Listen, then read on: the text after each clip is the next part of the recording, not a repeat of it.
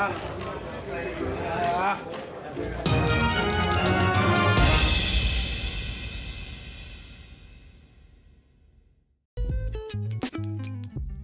new report suggests that Canelo could move up 4 weight classes to fight Sergey Kovalev at light heavyweight. I don't know. Y'all got to stay tuned. What up, Fight World? It's your boy Ego, and I'm back with some more boxing. Make sure you smash the like button. Also, subscribe to the channel for the latest and greatest in boxing.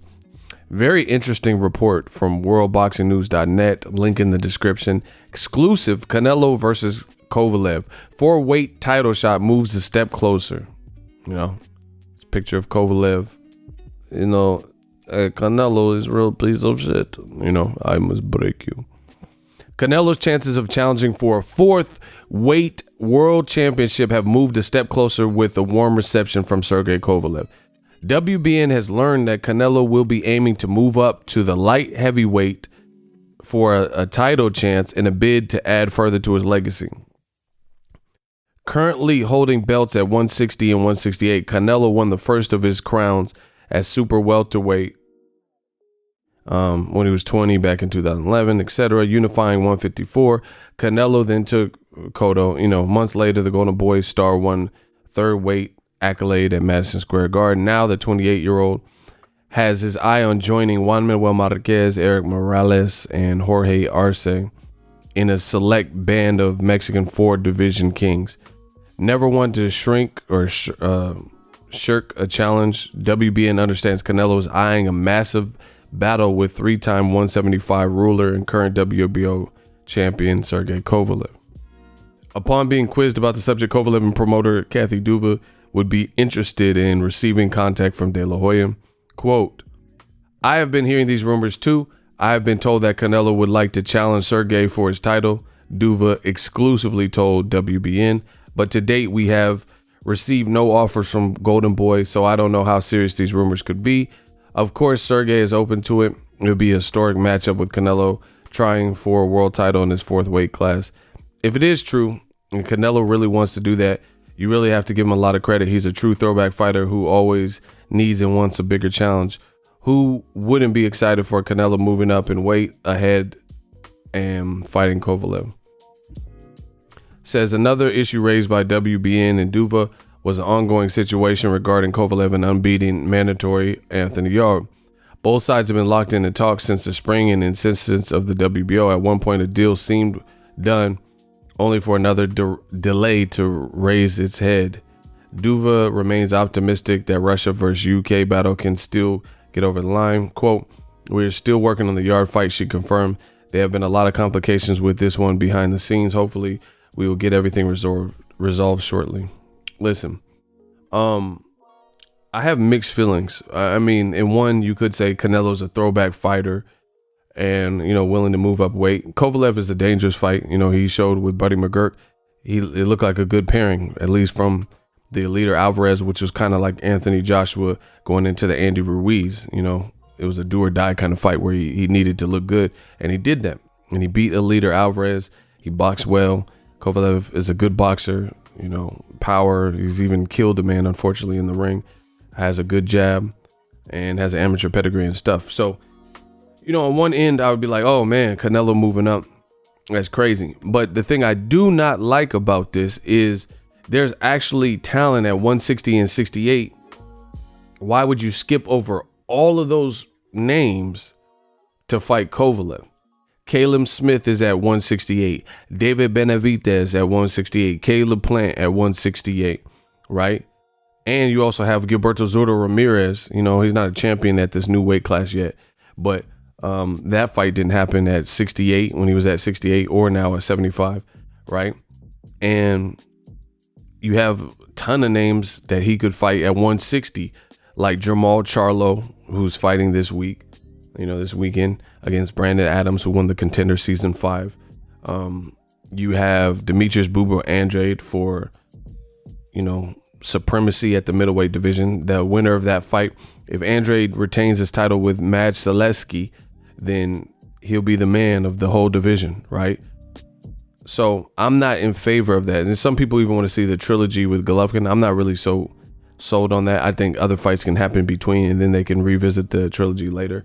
But the bottom line is this, is like, to me, I think there's just too much talent at 160 to 168. We've seen Kovalev stop twice now, you know, a leader Alvarez and then Andre Ward, and then he lost to Andre Ward.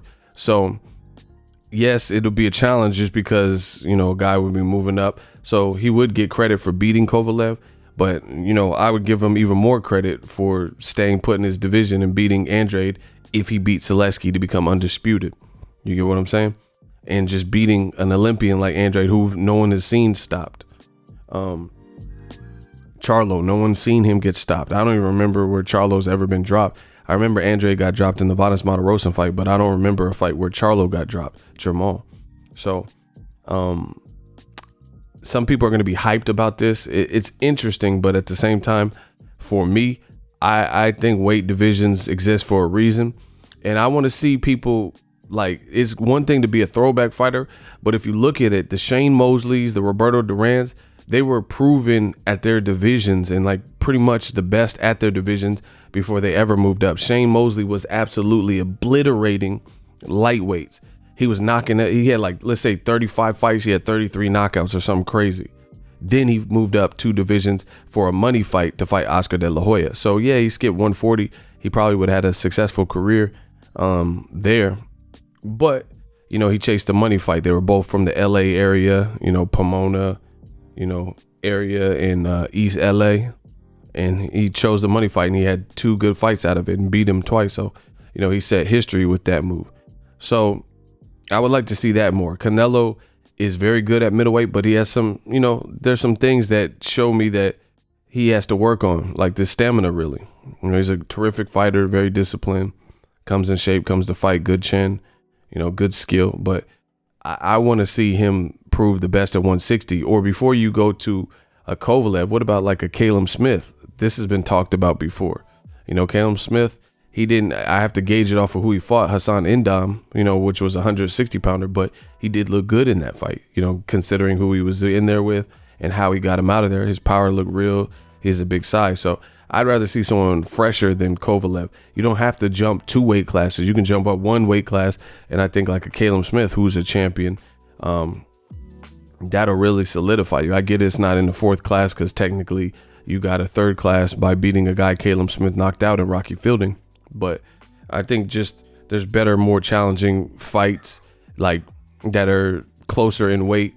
It might not give you the 4th division, but to me, it's almost like, it's almost I hate to use this. I got to use it lightly because he's moving up in weight. That is a challenge, but it's still kind of like cherry picking. It's cherry picking in the sense of you're not fighting Anthony Yard at 175, someone who, you know, skill. And I'm not saying Yard would beat, I'm just saying like the guys at 175 that have been getting it done and look fresher than Kovalev, never been stopped, like Beterbiev, Alexander Vodstik, you know, Alexander Vodstik and people like that, Beterbiev and them, they haven't been stopped. Bivol said he'll even come down to 168 for Canelo. So if you're willing to go up to 75 for Kovalev is older than probably these like Bivol and Anthony Yard and stuff like that, and he's been stopped. He has 3 losses and he's been stopped 2 of the 3. So, you know, it's not a cherry pick in the sense that there's no danger, no inherent danger fighting a Kovalev, because there absolutely would be, you know, moving up in weight. But I'd rather see him fight someone fresher, and it could be at 160, 168, or if you really want to prove something at 75, then fight the guys that never been stopped that are champions. You know what I'm saying? So it still sounds strategic, you know, because Broner, you know, he moved up and fought Paulie Malignaggi. You give him credit, but that was also a winnable fight. And it wasn't like he moved up 2 weight divisions and fought Pacquiao straight away. You get what I'm saying? Or like a Keith Thurman or Errol Spence, you know, someone who's like a solidified welterweight champion that looks hard to beat at that weight. So I got mixed feelings about it. You know, I haven't heard, outside of this report, I haven't heard too much recent talk. I've heard De La Hoya kind of mention fighting Andre Ward and Kovalev, but Kovalev's own promoter saying they haven't heard from De La Hoya. So I hope this isn't the case. I think DAZN's really trying to get a fight with Triple G, which I'm not too excited about. Kovalev's with ESPN. So I just want to give you guys this update from this report. They're saying they're open to it, but there's other things you have to consider. Like I said, ESPN is working with Kovalev now in main events. and then Canelo has this multi-fight contract with DAZN. So I don't know how likely this scenario is, but let me know what you think in the comment section we working. So if you enjoyed this video and want more content like this on the channel, you can show your appreciation by going to the PayPal donate button or the YouTube support button, and you can donate any amount that you feel is equivalent to the value of this video. Much more to come. Thank you guys for your support. Boxingego, the future of boxing.